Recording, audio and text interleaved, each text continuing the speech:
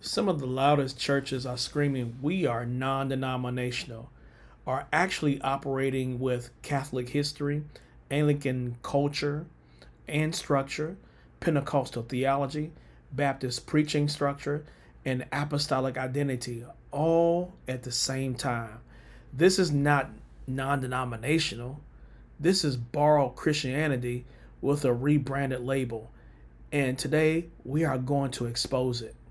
Listen, my name is Reginald Delman Thompson, convergence leader and theological educator. For nearly 30 years, I have committed myself to biblical study, apostolic structure, church history, and exegetical teaching rooted in Scripture.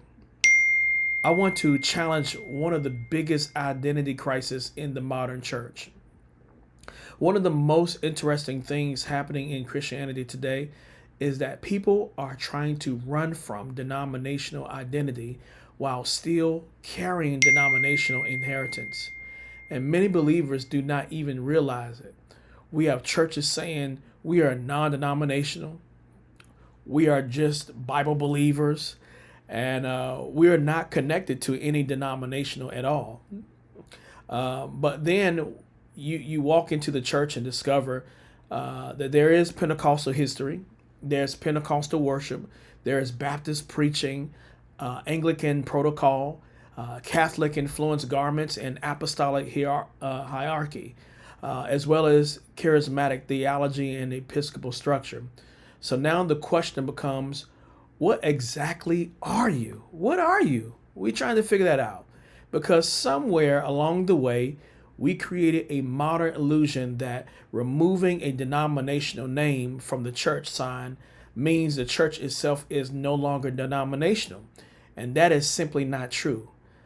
Today, I want to deal with the history, the psychology, the theology, and the contradiction surrounding the term non denominational. Because I found out, I personally believe many churches are not actually non denominational, they are interdenominational. And there is a major difference between those two terms, actually. First, let us stop acting like denominations appeared because everybody was evil. Most denominations were created because believers disagreed on doctrine, church, government, worship, structure, biblical interpretation, and ecclesiastical authority. Some churches emphasize bishops, some emphasize elders, some emphasize congregational rules, some emphasize sacraments, some emphasize spiritual gifts, and some emphasize holiness. Some emphasize liturgy, and some emphasize revivalism. That is why denominations formed, actually. The Protestant Reformation itself created fragmentation throughout Christianity. And out of that fragmentation came the Lutherans, the Methodists, the Baptists, the Presbyterians, the Pentecostals, the Apostolic churches, the Anglican church, the Holiness movement, as well as the Charismatic movement. Each stream carried its own theological emphasis and cultural identity. So denominations were not just random names, they were doctrinal distinctions.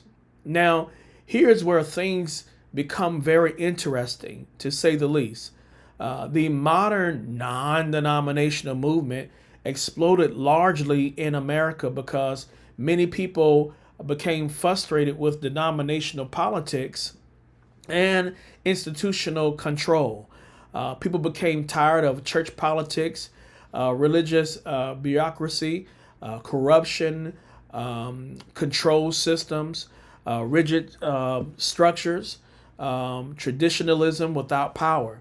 So churches started removing denominational labels from their names instead of First Pentecostal Church or Greater Baptist Assembly.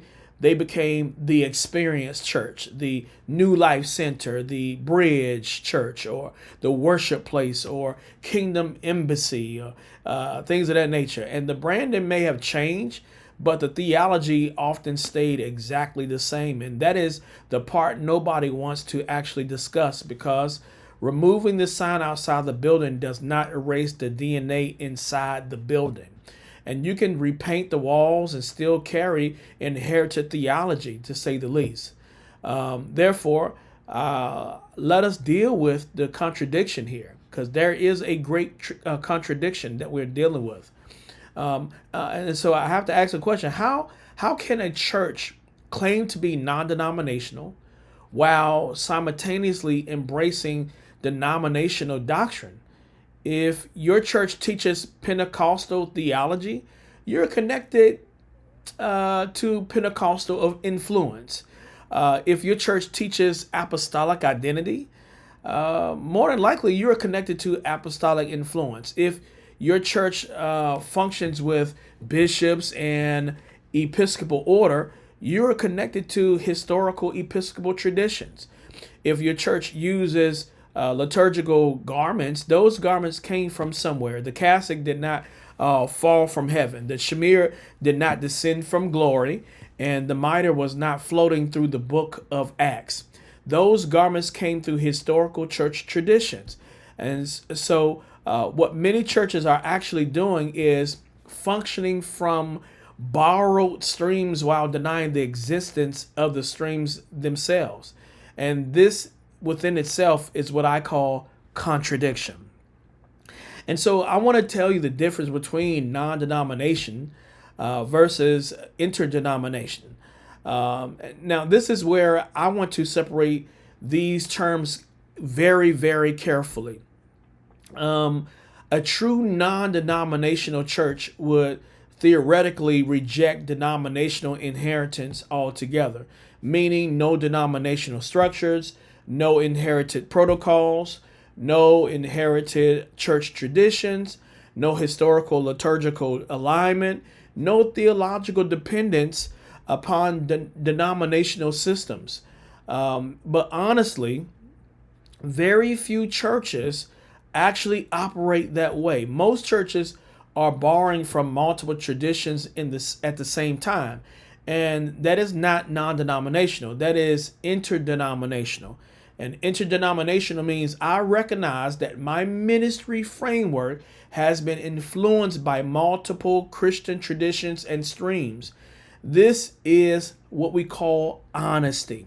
You may preach Pentecostal theology while embracing Anglican protocol as an example, while also functioning with apostolic governance, while also using Baptist sermon structure, while as well incorporating charismatic worship culture.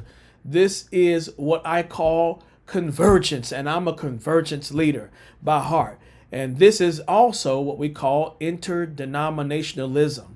And personally, I believe there is more integrity in admitting historical influence than pretending it does not even exist at all whatsoever. And so I want to break this down even further, because the Pentecostal and apostolic paradox needs to be explained. And now here is the fascinating part about this is, and I guess I would start by asking the question.